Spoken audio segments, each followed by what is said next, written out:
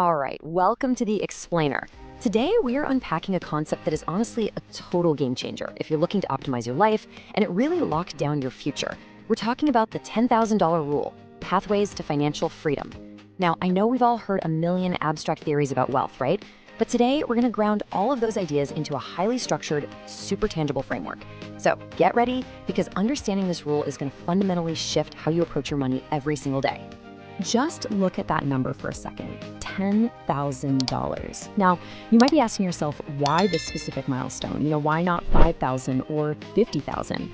Well, as we dig into the source material today, it becomes crystal clear that 10 grand acts as this ultimate psychological and mathematical tipping point. It's a massive threshold. Before you hit this number, your finances usually just feel like this brutal uphill battle, right? Just a constant scramble.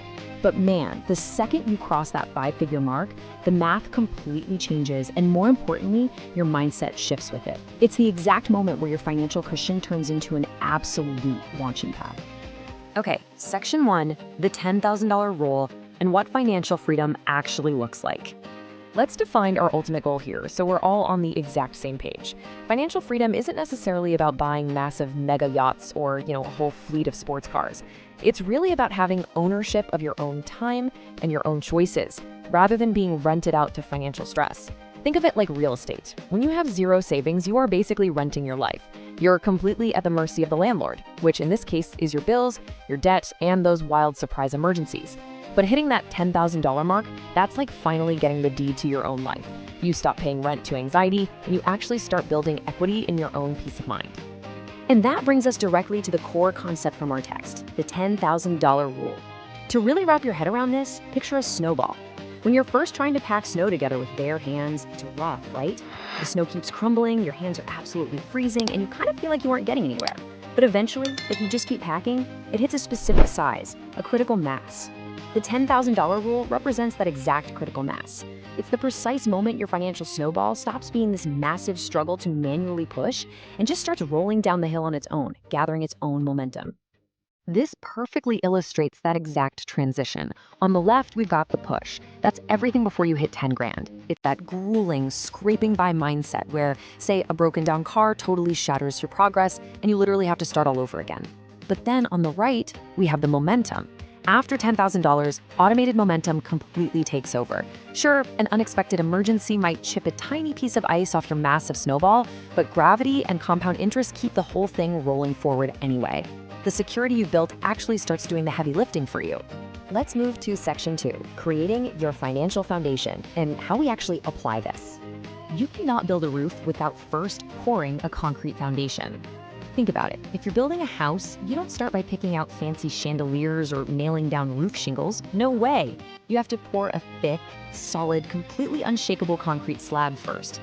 And that is exactly what the $10,000 is. It's not the finished house, it's the slab. You see way too many people out there trying to aggressively invest in high-risk stocks or starting these complex businesses while they literally have zero cash in the bank. They're basically building a roof on top of mud. The $10,000 rule gives you that concrete foundation so that when the storms of life inevitably hit, your financial house absolutely does not sink. So how do we actually allocate our resources once that foundation is poured? Well, imagine your money is a water system. That 10 grand is your main foundation reservoir. Before you hit that number, every drop of water is basically just splashing right into the dirt. But once that main tank is filled up, it creates immense safety. It finally gives you the breathing room to open the valves and let the overflow reliably water your other financial crops, things like future growth and debt reduction. It's that filled foundation that actually enables those smaller streams to flow reliably. All right, on to our final part, section 3, pathways to financial freedom. The wording here is absolutely vital.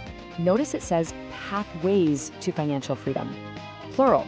It's not just a single, isolated path.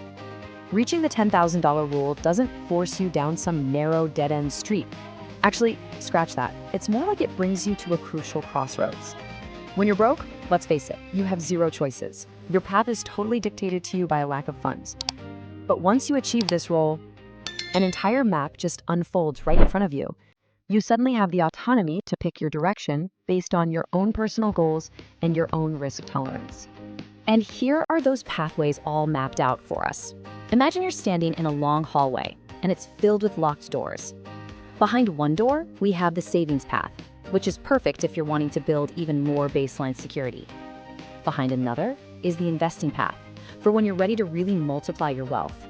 And behind a third door, the debt reduction path, for those eager to aggressively smash those high-interest liabilities.